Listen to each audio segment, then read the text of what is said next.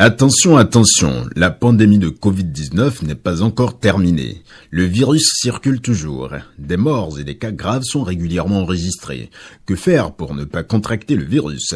Il faut respecter les gestes barrières, c'est-à-dire porter systématiquement le masque en tout lieu public et dans toutes les situations à risque. Éviter les regroupements. Observer la distance de sécurité d'1 mètre au moins entre individus. Se laver fréquemment les mains à l'eau et au savon ou les désinfecter avec du gel hydroalcoolique. Nettoyer régulièrement les surfaces ou objets avec lesquels les mains peuvent être en contact, à savoir table, téléphone portable, poignée de porte, volant ou guidon lorsqu'on n'est pas seul à conduire les véhicules ou que les objets sont manipulés par plusieurs utilisateurs. Pour tout savoir sur l'épidémie du coronavirus au Bénin, rendez-vous sur le site web www.gouv.bj/coronavirus. Ceci est un message du gouvernement de la République du Bénin. Bonsoir et bienvenue à tous au Journal des Régions. On démarre avec une audience au cabinet du président de la Cour constitutionnelle. Le tout nouveau président de la Cour suprême a été reçu par le professeur Joseph Djogbenou dans la matinée de ce lundi. Au cœur des échanges, l'interaction qui doit prévaloir entre les deux hautes juridictions pour le renforcement de l'état de droit au Bénin. Suivons ici Victor Dassia Dossou à sa sortie d'audience. Je suis venu ici à la Cour constitutionnelle rendre visite à un frère, à un ami, Monsieur le Président de la Cour constitutionnelle, à qui j'ai fait mes civilités. Nous avons saisi cette heureuse occasion pour échanger sur la mission de nos deux hautes juridictions dans la République. La Cour constitutionnelle, la Cour suprême, deux hautes juridictions qui statuent en dernier ressort, dont les décisions ne sont par conséquent insusceptibles de recours. Nous devons prendre conscience de cette mission fondamentale que nous avons au sein de notre cité, au sein de notre État, et nous avons échangé sur l'interaction entre nos deux cours pour un meilleur fonctionnement, pour la consolidation, l'enracinement de la démocratie de l'État de droit, les soupapes de sécurité, les soupapes de sûreté que notre loi fondamentale, la Constitution du 11 décembre 1990, donc les garanties que cette Constitution offre sont essentiellement juridictionnelles. L'état de droit n'est que l'affirmation au quotidien du règne du droit, pas le juge. Donc la mission est fondamentale. Nous avons échangé sur ce que nous avons à faire, ce que nous faisons déjà et que nous devons continuer de faire pour l'enracinement de notre démocratie, de notre état de droit. Ainsi que vous le savez, nous sommes les trois hautes juridictions béninoises, la Cour constitutionnelle, la Cour suprême et la Haute Cour de justice. Nous sommes membres d'une association d'intégration juridique et judiciaire à l'échelle du continent africain francophone que nous appelons l'Association africaine des hautes juridictions francophones, dont le Bénin abrite le siège. J'ai une vision par rapport au fonctionnement de cette association, laquelle vision j'ai déclinée au président de la Cour constitutionnelle. Nous avons échangé là-dessus et nous avons convenu d'en discuter de façon plus approfondie avec Madame le président de la Haute Cour de justice. 28 tenues légères, 6 tenues lourdes, 30 casques pour des mineurs, des lunettes de vision nocturne. C'est ce que le chef d'état-major des armées béninoises a reçu des mains de l'ambassadeur du Royaume de Belgique le vendredi 16 avril dernier. Ce lot de matériel vient renforcer davantage les armées béninoises et par le même coup les liens de coopération entre les deux pays. Ghislain Koguet, je suis là pour le reportage.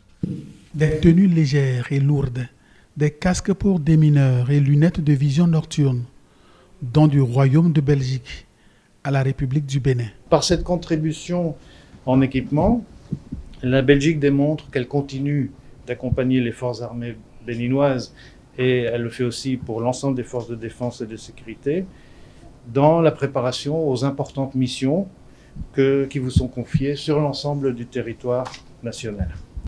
Donc je formule le vœu que ces matériels viendront utilement vous équiper dans toutes ces activités essentielles que vous menez. Expression de reconnaissance de la partie béninoise. Je voudrais vous témoigner ici la gratitude des autorités béninoises pour votre engagement personnel et celui de votre personnel pour la consolidation des relations amicales entre nos deux pays.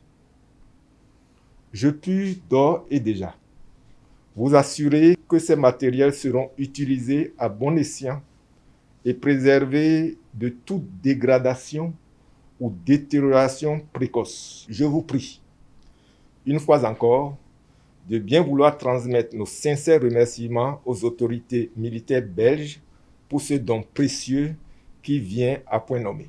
Le Royaume de Belgique et la République du Bénin entretiennent des liens de coopération dans le domaine militaire depuis plusieurs décennies. Inauguration d'un point d'eau et d'un poste de lavage des mains à 4 robinets à l'école primaire publique de Togben, commune de Zogodomé. C'est une œuvre de la Fondation MTN réalisée avec l'appui technique de l'ONG Aide et Action. La mise en service de l'ouvrage s'inscrit dans le cadre de la lutte contre la COVID-19. Canel Capo et Dakwen Soton pour plus de détails. Entre autres moyens de lutte contre le Covid-19, il y a le lavage des mains à l'eau et au savon. Mais le constat est que dans certaines zones rurales, cette eau qui doit servir au lavage des mains et à la satisfaction de bien d'autres besoins est rare, pratiquement inexistante. C'est donc pour combler ce vide que la Fondation MTN, accompagnée par l'ONG Aide et Action, a mis à la disposition de l'école primaire publique de Togben dans la commune de Zogodomé un point d'eau et un poste de lavage des mains. À travers cette action, la Fondation MTN répond à sa mission qui est d'améliorer les conditions de vie des couches défavorisées. Ce sont au total près de 3000 élèves, enseignants et parents d'élèves qui bénéficieront d'un accès à l'eau potable dans les 6 écoles identifiées. L'ouvrage que nous inaugurons ce jour est composé d'un tank de rétention d'eau de 2000 litres avec échafaudage, d'un poste de lavage de mains, un matériau définitif muni de 4 robinets, le tout évalué à un coût d'environ 2 500 000 francs CFA. Sur tout le territoire national, 6 écoles primaires publiques, dont celle de Togben, sont sélectionnées pour bénéficier de ce projet d'accès à l'eau potable de la Fondation MTN. Ces 6 écoles se situent dans 6 communes: Zogodomé, Zayanando, Zé, Ouida, Ndali et Niki. Cet acte de grande générosité posé par la Fondation MTN et Aide d'Action internationale vient combler un grand vide dans la vie scolaire des écoliers du village de Togben en ce temps où sévit la pandémie du coronavirus. Profitons de l'occasion pour vous remercier, tout en particulier la Fondation MTN qui a accepté de nous soutenir dans cette marche vers la protection de notre santé. Au-delà du lavage des mains, ces infrastructures d'eau potable contribueront aussi à l'amélioration des conditions d'hygiène et d'assainissement au sein de ces écoles bénéficiaires. Désormais, il y aura moins de maladies pour une santé saine et pour de meilleurs résultats scolaires. Le 12e roi de Dompago dans la commune de Waké est officiellement investi dans son trône samedi dernier au thème des cérémonies traditionnelles consacrées. Suivant Ernest Tetegui Abdoulaye Mouni Yakoubou pour plus de précisions.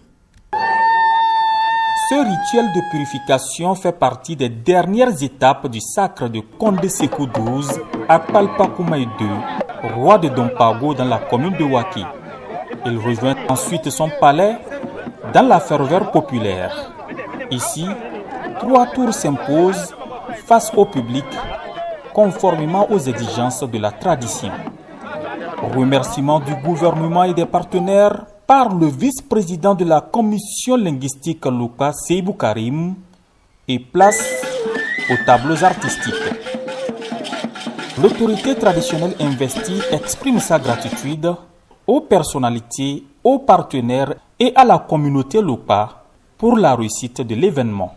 Je remercie le Tout-Puissant En dehors de lui, je dis un grand merci au président de la République, mon roi supérieur, qui a célébré cette cérémonie. Je vais parler de Pétoni, d'Assis de Djougou, Fondation Paul Darbou. Je remercie les autorités départementales, les autorités communales, plus particulièrement le maire de ma localité, aussi le maire de Djougou qui m'a toujours soutenu. Je remercie enfin toute la population. Et pour la première fois, j'ai su que les Lokwa, les Fodo, les Yom, les Peuls, une fois mobilisés, constituent une force à ne pas négliger. Les Lokwa, on les connaît toujours dans leur douceur.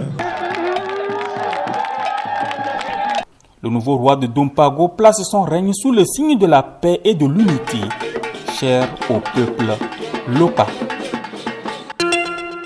Béninoises, Béninois, la Covid-19 tue lorsque les cas positifs ne sont pas diagnostiqués à temps. Pour éviter d'en être victime, le dépistage précoce est la solution. Il est indispensable d'aller en consultation dès l'apparition du moindre symptôme. Pour rappel, les signes courants qui font penser à la Covid-19 peuvent être la fièvre, la perte du goût ou de l'odorat, l'éternuement, l'écoulement nasal, la toux, l'irritation de la gorge, les difficultés respiratoires, etc.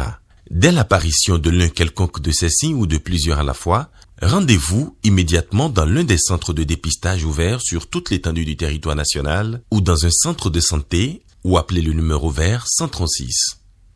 Pour tout savoir sur l'épidémie du coronavirus au Bénin, rendez-vous sur le site web www.gouv.bj/coronavirus.